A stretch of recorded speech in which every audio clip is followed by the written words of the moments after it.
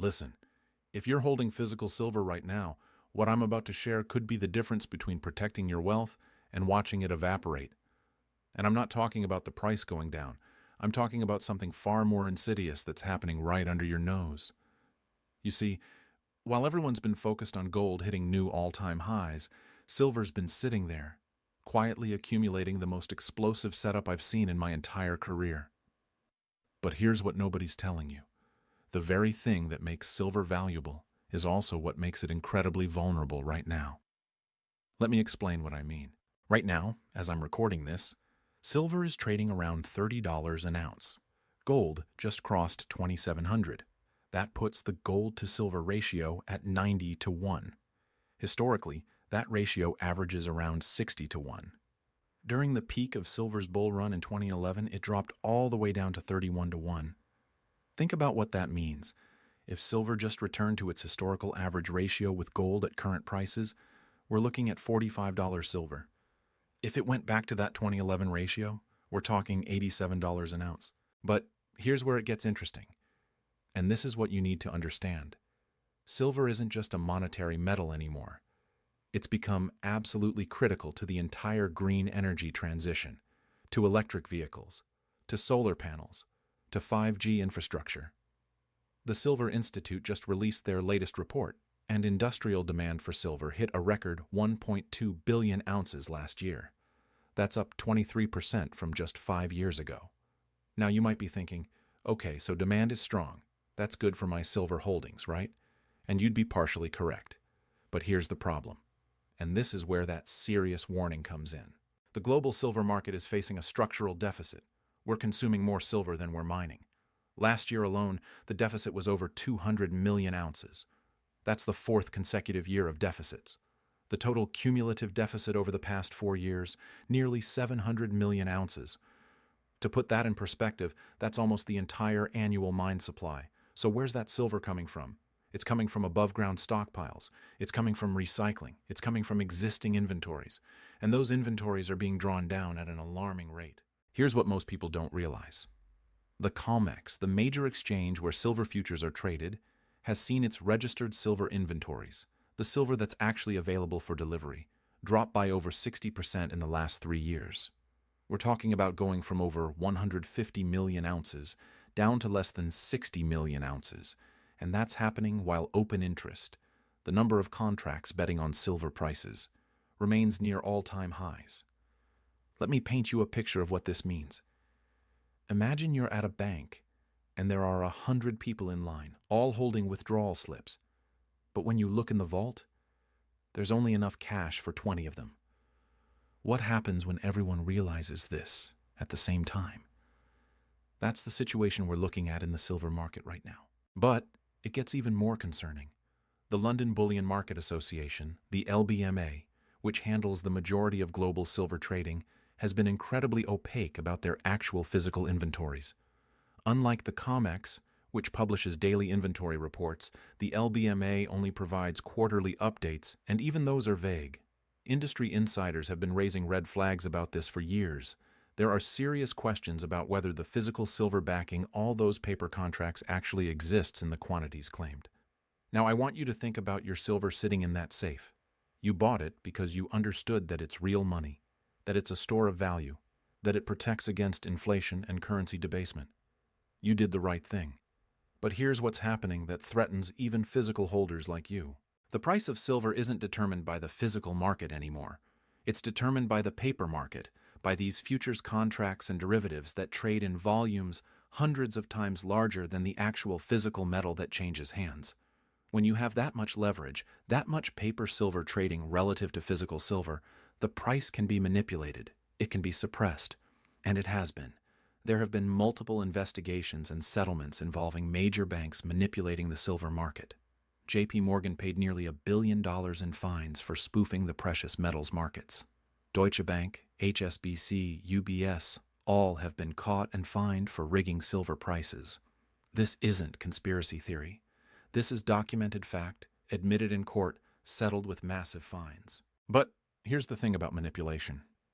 It can only last as long as there's physical metal available to deliver against those paper contracts.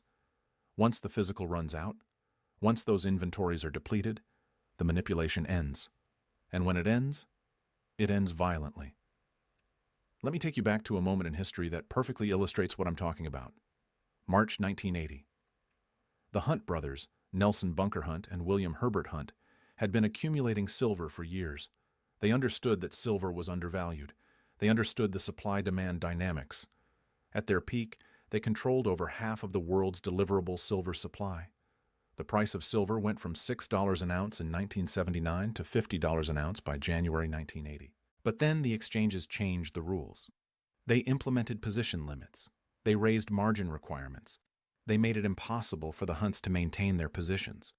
The price crashed back down to $10 within months. The Hunts were financially destroyed. But here's what's important. They were right about silver. They were just early, and they were using leverage. Fast forward to 2011. Silver went from $18 at the start of 2010 to $49 by April 2011. What drove that? It was a combination of factors. Quantitative easing was in full swing. The dollar was weakening. But more importantly, there was a massive physical buying surge. Retail investors, particularly after the financial crisis, lost faith in the banking system and piled into physical silver. The U.S. Mint couldn't keep up with demand for silver eagles. Premiums on physical silver exploded, and the price followed. But then came the margin hikes. 5 times in 8 days, the CME raised margin requirements on silver futures. The price crashed from $49 back down to $26 in a matter of weeks. Sound familiar? Same playbook as 1980. Now, here's why this time is different, and why that silver in your safe is both more valuable and more at risk than ever before. The structural deficit I mentioned earlier, that didn't exist in 1980 or 2011. Back then, there were massive above-ground stockpiles. Governments held strategic silver reserves. There was a buffer. That buffer is gone. The industrial demand I mentioned? That's not speculative. That's not going away. Every electric vehicle requires between 25 to 50 grams of silver. Every solar panel requires about 20 grams. The world is mandating a transition to green energy. The International Energy Agency projects that solar capacity alone will triple by 2030. That's not a maybe. That's policy. That's law in many countries. And here's the kicker. Silver mining production has been essentially flat for the past decade. We're producing around 850 million ounces a year from mines. That number hasn't grown meaningfully since 2015. Why? Because most silver, about 70%, comes as a byproduct of mining other metals like copper, lead, and zinc. You can't just decide to mine more silver. It comes out of the ground attached to other metals, and those base metal mines take years to develop, require massive capital investment, and are subject to permitting delays and environmental regulations. So we have demand growing exponentially, supply that's essentially fixed, and inventories being drawn down. This is the setup for a supply squeeze unlike anything we've seen in modern markets. Now, let me address something that's probably on your mind. If all of this is true, if the setup is so bullish, why isn't silver at $100 already? Why is it still trading at $30? This is the critical question, and the answer is, what makes your physical silver both incredibly valuable and potentially at risk? The answer is the paper market. As long as the futures exchanges can create unlimited paper silver contracts, as long as the bullion banks can sell silver they don't have, the price can be contained. It's like having a pressure cooker with the release valve stuck open. The pressure builds, but it keeps venting just enough to prevent an explosion. But what happens when that valve finally fails? What happens when the physical market decouples from the paper market? This is what happened in March 2020. Right at the start of the pandemic. For a brief moment, the paper price of silver crashed to $12, but try to buy physical silver at that price. You couldn't. Dealers were charging premiums of $8, $10, $12 over spot. The physical market was saying silver was worth $24 while the paper market was saying $12. That disconnect lasted for weeks. Now imagine that disconnect becoming permanent. Imagine a scenario where the paper price says $30, but you can't buy physical silver for less than $60 or $80, or at any price because there simply isn't any available. This is what's called a squeeze. and the conditions for a historic squeeze are building right now. Let me tell you about what's happening in China, because this is crucial, and almost nobody in the Western media is covering it. China has been on an absolute buying spree of physical silver. Their imports of silver hit record levels last year, over 200 million ounces. That's a quarter of global mine supply. And it's not just the government, it's retail investors. Silver is seen as a safe haven asset in China, and with their property market in crisis and their stock market volatile, Chinese citizens are piling into physical precious metals. But here's what's really interesting. China is also the world's largest producer of solar panels. They're manufacturing the panels, which requires silver, and they're also importing additional silver. They're cornering the market from both ends. And unlike Western investors who are comfortable holding paper silver in ETFs, Chinese buyers want physical. They want it in their possession. This is creating a geographic arbitrage situation. Silver is flowing from west to east, from the COMEX and LBMA vaults to China, and it's not coming back. This is the same pattern we saw with gold for years, and it eventually led to the Shanghai Gold Exchange creating a separate physical gold price that often trades at a premium to London and New York. Now let's talk about what this means for you and that silver in your safe. If you're holding physical silver, you're on the right side of this trade. You have the real asset. You're not exposed to counterparty risk. You're not going to wake up one day and find out that your silver was just a ledger entry that can't be redeemed. That's the good news. But here's the warning, and this is serious. As this squeeze develops, as the disconnect between paper and physical widens, governments are going to panic. They're going to see citizens fleeing their currencies and piling into hard assets, and they're going to respond. History shows us exactly how they respond. In 1933, Franklin Roosevelt signed Executive Order 6102, making it illegal for U.S. citizens to own gold. They had to turn it in to the government at $20.67 per ounce. Then, once the government had collected all the gold, they revalued it to $35 per ounce. Instant wealth transfer from citizens to the government. Now, I'm not saying they're going to confiscate silver. Silver wasn't included in that 1933 order because it was considered an industrial metal, not just a monetary metal. But here's what I am saying. They have other tools. They can impose windfall taxes on precious metals gains. They can restrict the sale of physical metals. They can require reporting of all transactions. They can make it difficult to convert your silver back into currency. And here's something even more insidious that could happen. As the paper market breaks down, as the COMEX and LBMA face delivery failures, they could declare force majeure. They could settle contracts in cash instead of physical metal, and they could set that cash settlement price at whatever they want, regardless of what physical silver is actually trading for in the real world. Imagine you're holding a silver futures contract expecting delivery of 5,000 ounces. The contract price is $30, but physical silver is trading at $80 because there's a shortage. The exchange declares force majeure and settles your contract in cash at $30. You just lost $50 per ounce, $250,000, because you were holding paper instead of physical. This is why physical possession is so critical. But it's also why you need to think carefully about how you're storing it and how you'll be able to access it and use it when you need to. Quick aside here, and this is important for a lot of you watching. If you're sitting on $100,000 or more in retirement accounts, IRAs, 401ks, and you're concerned about everything I'm talking about, I put together a comprehensive guide on how gold and silver IRAs actually work. It's completely free, link is in the description below. It covers how you can get physical precious metals into your retirement account without triggering tax penalties, how the storage works, what the rules are. It's worth checking out if you're in that situation and you want to protect your retirement savings with physical assets. All right, back to what's happening in the silver market. So we've established that there's a structural supply deficit, that inventories are being depleted, that industrial demand is surging, and that the paper market is masking the true physical shortage. Now let me show you what the smart money is doing, because this is always the tell. Central banks have been buying gold at record pace. Last year, they added over 1,000 tons to their reserves. That's the highest level of central bank gold buying since 1950. But here's what's interesting. Several central banks have also been quietly accumulating silver. Mexico, Peru, India, they're all adding to silver reserves.